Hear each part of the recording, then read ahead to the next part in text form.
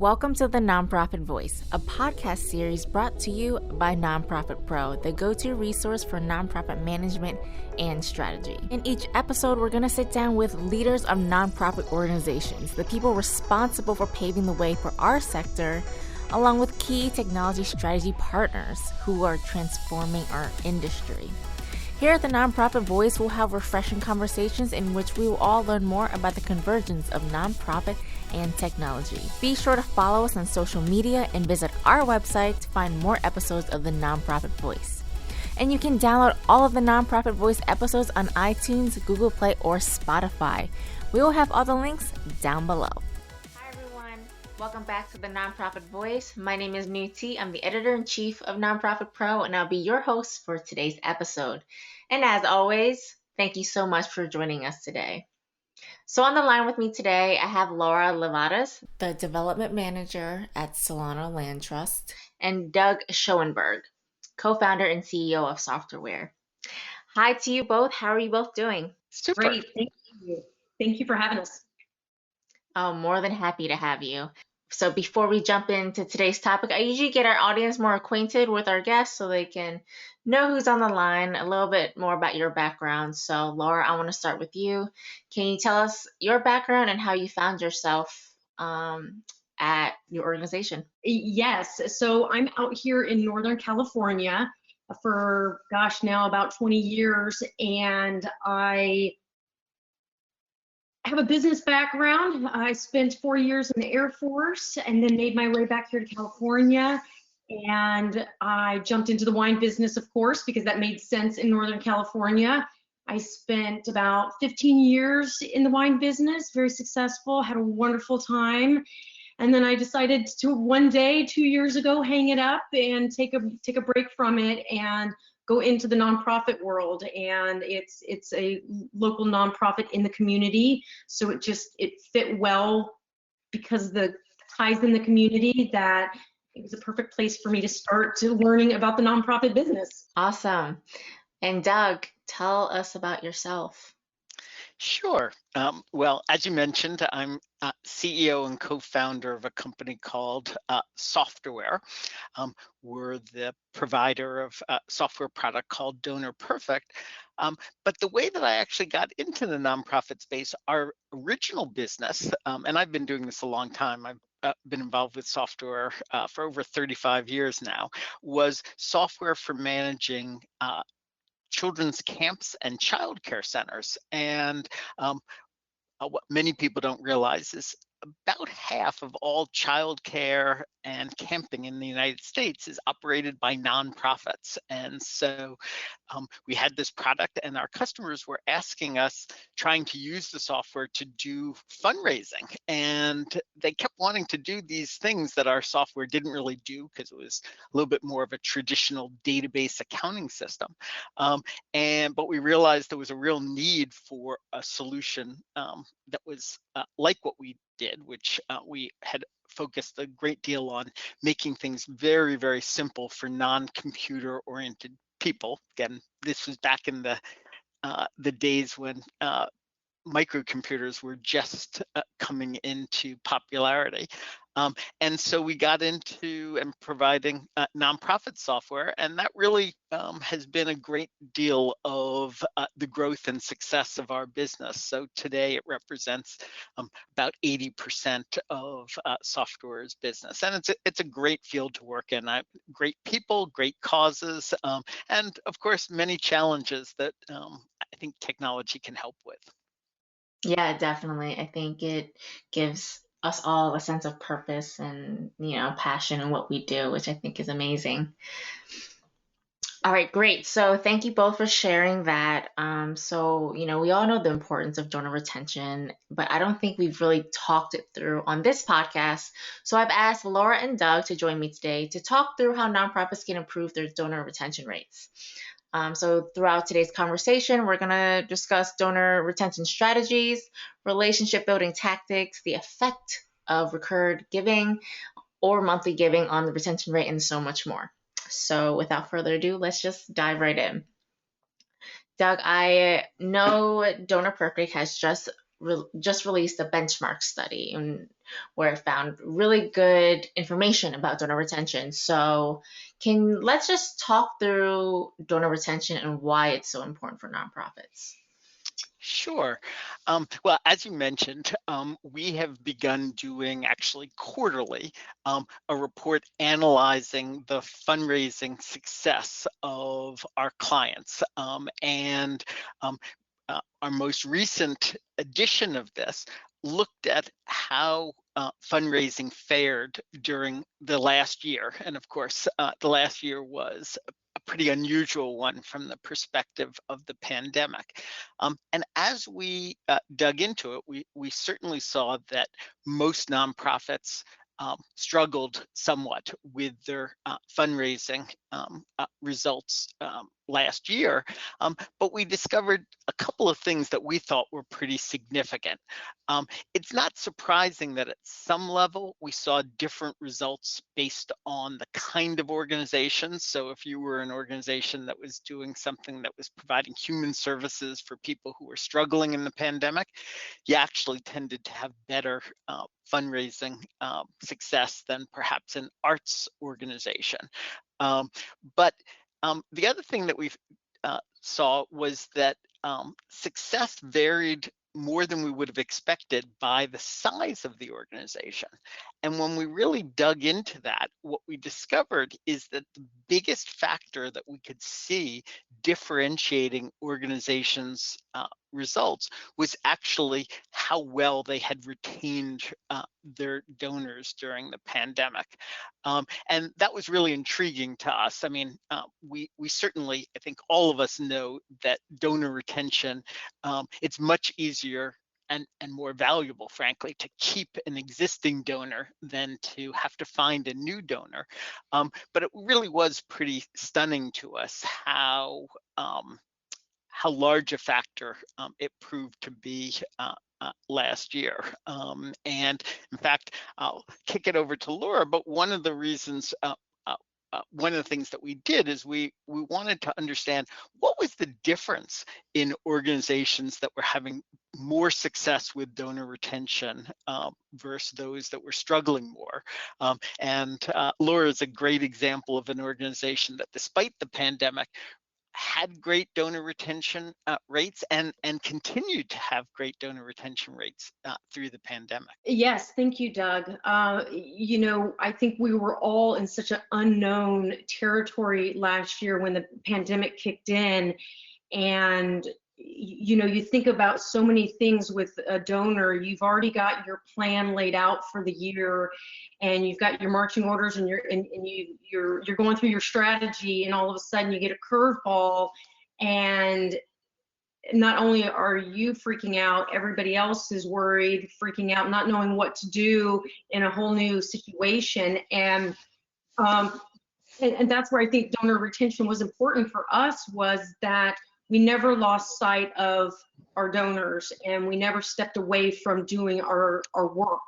No matter if, you know, we of course protect land, and I know we're different than all nonprofits are different, right? And I think just continuing to do the good work in the community, sharing that good work with everybody, that we didn't want anybody to think, oh, well, you know, you're no longer there. You know, we're still here. We're strong in the community. We're still doing good work. And I think that does help with retention, is because if they see that you are there, you are communicating with them.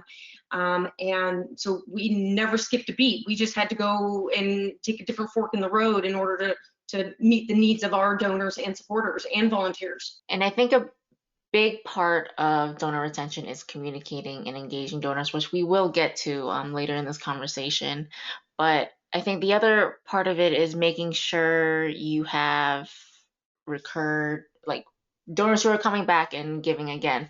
So, Doug, my question to you is, how significant is monthly giving to donor retention?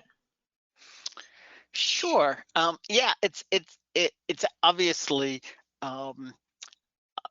very important. I mean, I think there are many organizations, and I think Laura's again a good example of it, that they have loyal donors, and you can have donor retention and continuity of giving even outside of monthly or recurring giving programs. But certainly there are some things about monthly giving programs that are very, very powerful in terms of their impact. It wasn't in this the most recent study that I mentioned, but we had also done a study analysis of our customers, and what we found is, the typical one-time donation is about $50, the average. The average monthly donation is about $30, so $360 a year. So typically, it means that a monthly recurring donor in and of itself is worth about 7 times more than an average one-time donation. And then it really gets even more powerful because the other factor is the lifetime value of those donors. So I think it's sort of pretty well known that most nonprofits do struggle with donor retention. I think the industry average is something like if about a 40 to 45% donor retention. So that means that you're losing over half of your donors from one year to the next. Well, when you look at monthly donors, the retention rate jumps up to about 85%, so more than double. And when you combine those two factors together, the much longer time that you retain the donors and the higher annual giving level, on average, a monthly donor is actually worth about 34 times what a one-time donor is. So that's what the data tells us. And this is based on, we have over 10,000 clients. So this is a pretty large sample size of data. Excellent. And Laura, I know you work as a nonprofit who has a pretty good retention rate at the organization. What is your take on monthly giving or recurring giving to donor retention? Yeah, I would have to agree with Doug. It's it definitely shows that loyalty and that support because it is ongoing. You know that they believe in the mission and that they're going to be there for the long haul. And when I look at monthly giving, no matter if it's small or large or potential to be bigger or having that conversation with the donor, you've got a real nice partnership with your donors when they're in this program. And I think for some, join the program because they want to do good, but maybe they don't have the ability to do so much, but they can do monthly, whatever the dollar amount may be. And sometimes that leads into something further down the road, whether it's, a bequest or anything like that. So it opens up much more conversation, and you do begin to gain a relationship with your donors. So I think it builds into so much of it is significant having these donors. One thing I'd add, though, also about monthly giving and retention generally, I think one of the challenges that exists for nonprofits is sort of not getting lost in the in the many different kinds of outreach that go on. And the beauty of monthly giving programs is it makes sustaining support easier. I think a lot of people end up not giving to an organization the following year, not because they're uninterested in the cause or that the organization did anything to really offend them, but simply forgetting to do it or thinking that they did it, etc. And so the automatic nature of monthly giving, assuming it's done via an automatic credit card transaction or bank debit, it takes inertia and has it work in your favor rather than against you. Yeah, that's a really great point, Doug. I hear a lot of times that it's not that donors don't want to give or they don't like the organization or don't care about the cause. It's because they're not asked. They need constant reminders. So I think getting them to convert into a monthly donor is just like an automatic thing for them, and it's just easier for both the organization and the donor in the long run. And I think it can lead to a lot of donor loyalty. Like you said, Laura, it could lead to plan giving options down the road when the time comes, and I think that's the key here. So we in kind of getting donors to in the retaining donors and trying to get them to come back and be more loyal to the organization, a big part of it is the relationship building aspect.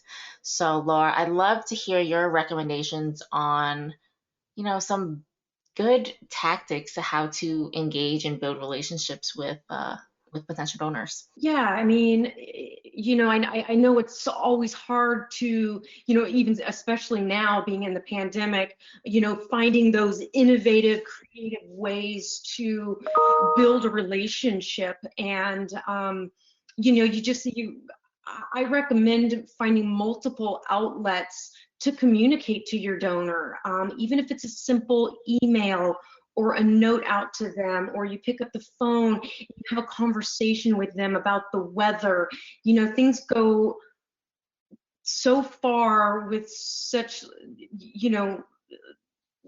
different efforts, little, big, open the door to have conversations, let have your executive director send out a special email just checking in on everybody, or something that's current in the community that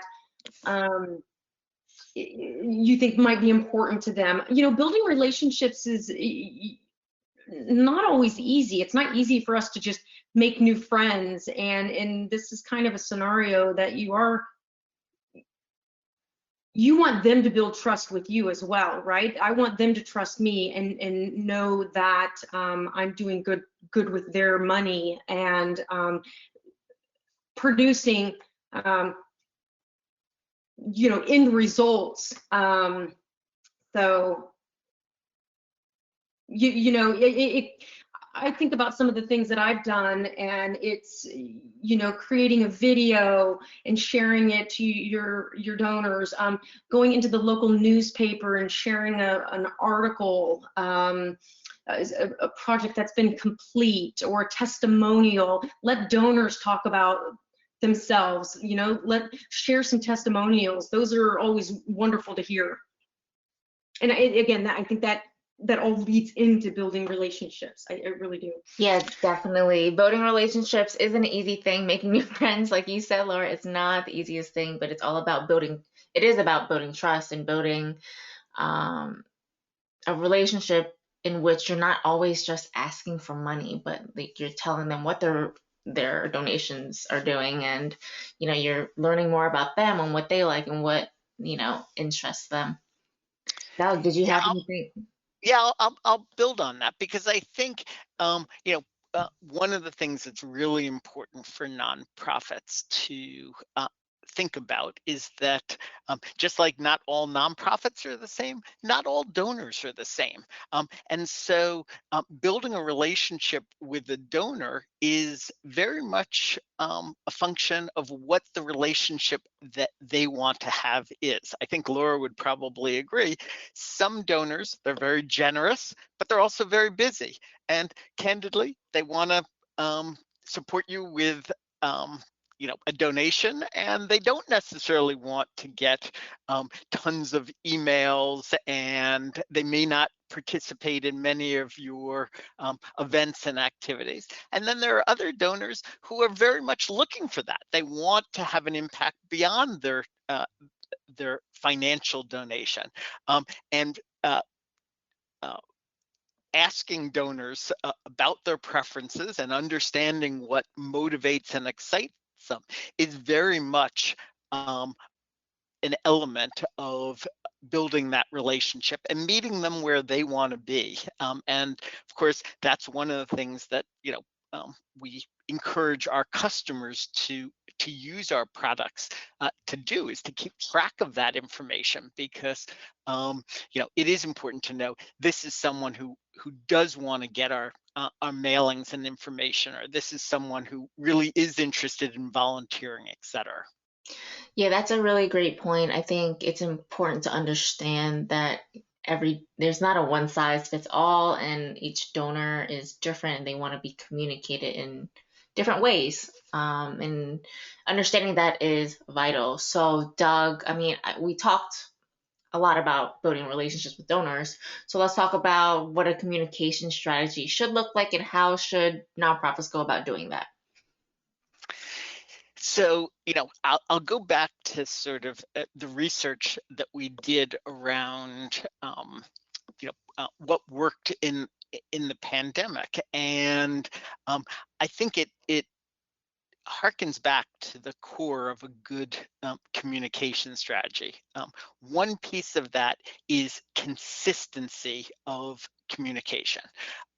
It has to have a cadence that is regular so that you can stay relatively top of mind, and it has to be diverse. Okay, if the only time a donor hears from you is with an ask for money, that's going to set less than an optimal relationship. So it is really a function of sometimes sharing information. I love Laura's idea of sharing a video, just because it's different. Not everyone's going to watch it, but different people get connected via very different things. Some people open all their emails and read them carefully.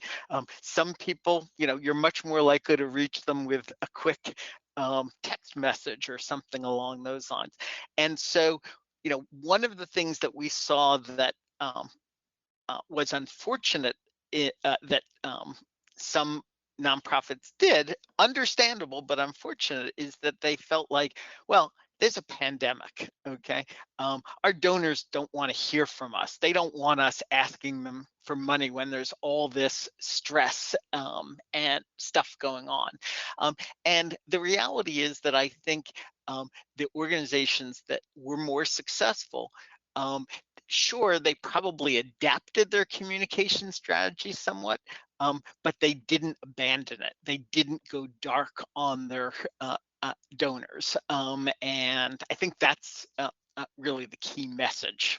Yeah, Doug, I'm so glad you mentioned that, because that's exactly what we did. We lay, as far as ideas and suggestions, we laid out on an annual basis at the beginning, prior to the beginning of the year, we lay out what our strategy for communications is. So we know exactly what we're doing each month, and because then it can obviously plan ahead. And when the pandemic happened, we're going, oh gosh, what do we do? We had events planned, in-person activities, private receptions for specific donors to go into different program levels. And you're right, the first thing you think of is, I better take a step back. It's not appropriate. I shouldn't communicate. I shouldn't ask for money. And the first thing that I said was, let's not stop. And it's not a good idea. And so we just rerouted our communications. And being out here in California, not only did we have the pandemic, but we had a significant amount of fires. And it just, going from different levels, tiered levels, we were teetering back and forth.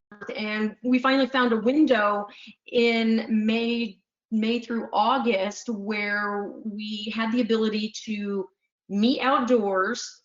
Small number of people, 8 was our limit, and plus staff. And I said, you know what, let's get out in the open air. Let's invite our donors and let's get them on the land and have a conversation with our executive director. And we called them coffee breaks. And it was 100% successful. We had 17 successful gatherings. We were able to show them an in-person completed project. And so when we look at the strategy, we didn't stop. We didn't stop talking. We didn't stop informing them and sharing the successes of not only what their donations are going towards, is that things were still happening behind the scenes, and which led to some great outcomes for us. And I'm sure most fundraisers out there, you weigh heavily on your in-person fundraising live auction event. I mean, that's a lot of people's bread and butter, and that came to a screeching halt. And so we had to take it virtual and thinking outside the box, and it worked. So and I'm not, things work differently for every nonprofit, and all I recommend is try something, do something, do a whatever you think fits best for your donors. And so looking back, we're starting we continue to look at our communication strategy this year, and now as things are lifting, things are changing for us. So again, we're not going to stay straight down the path. We'll make adjustments that I think will be key to continuing the communication path. Mm-hmm.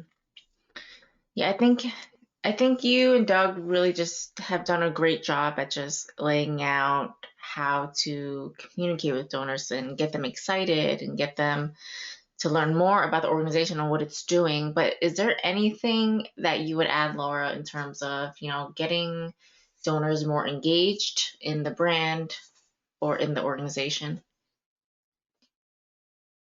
Yeah, you want them to engage. They love. I mean, we have a tangible thing. We have land, right? We have groups of people that go out and monitor birds or monitor the oaks, or like to pull the weeds. Find different in ways to engage them, and they just lighten their. You can just see their eyes just lighten up because that it has engaged them.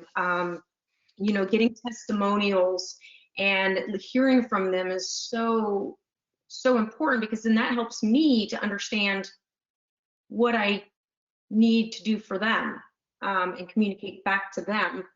Have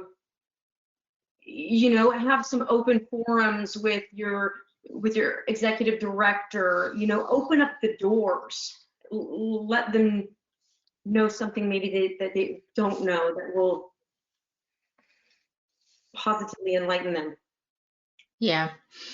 Yeah, like you said, every nonprofit is different, and I think it's important for nonprofits to think like super creatively and find out what makes them unique and what they can offer their supporters. Doug. Yeah, I was going to just add, Laura is lucky in one way that they have this physical space that they can invite supporters to participate with and engage. But one of the things that I've also really seen, and actually it's sort of a little bit of a silver lining to the pandemic for nonprofits, because at the end of the day, a lot of the interaction that you're looking for is to just sit down and have a conversation, and to ask your donors questions. What brought them to the cause? What kinds of things personally interest them, etc. And in many ways, that's actually easier to do. Today, people are easier to to reach at home. They're at home more, and instead of having to go and travel to wherever the donor is, it really is possible. I've had some very interesting discussions with some of the nonprofits that I support, via Zoom calls, and we all have probably a few more Zoom calls than we might like, but it is really a nice opportunity to check in and hear about what the organization's doing, and it's nice to know that they care enough to, want to engage with me as well. Yeah, last year into this year, it's a really unique and different time because people are at home and they're more accessible, and technology gives us a lot of ways to connect with them. So yeah, great. So next thing I want to touch on is how can nonprofits leverage their data to help improve donor retention? And Doug, I'm gonna pass that on to you. Well, I think there's a lot that they can do. I think it really starts with, of course, measuring donor retention. I'm often amazed that organizations don't really have a really good sense for what their donor retention rate is. And I think the best way to start to improve it is to track it and know whether it's going up or down. But the other thing I would point to is, again, using the data that they have about the donor and using it to drive how they're engaging with them, their communication strategy, and again, really meeting the donor on the terms that they want to be met on. Laura, what are your thoughts on that? Yes, I'm a data analysis crazy person, I guess. Data. They call it a nerd. Yeah, I was going to say the same. Data analysis nerd, and because I love data, because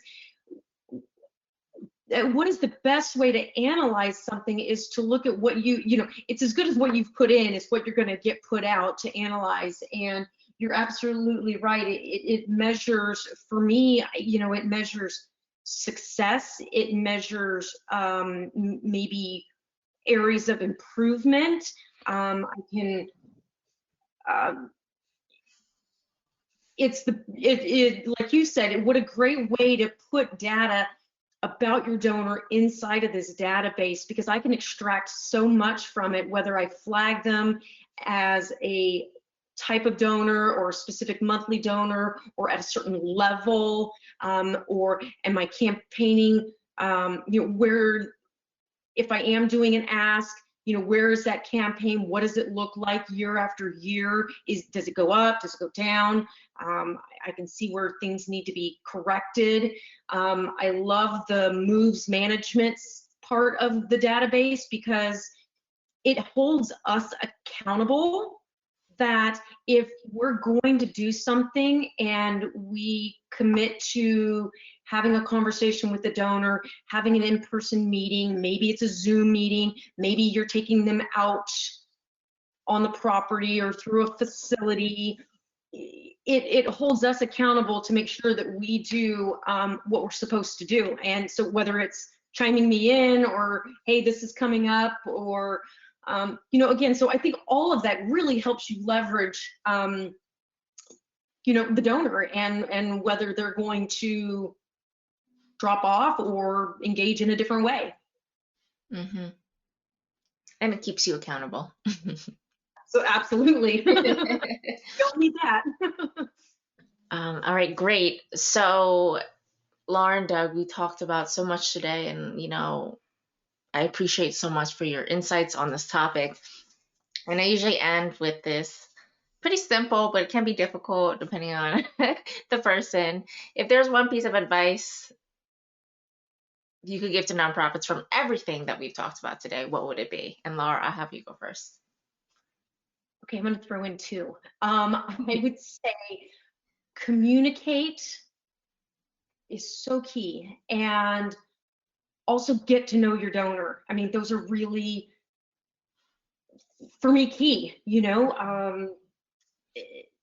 If you communicate, then they are knowledgeable in what you're doing. They're up to date. They're following you. They want to follow you. They want to know more, and you can do that by getting to know your donor. Mm-hmm.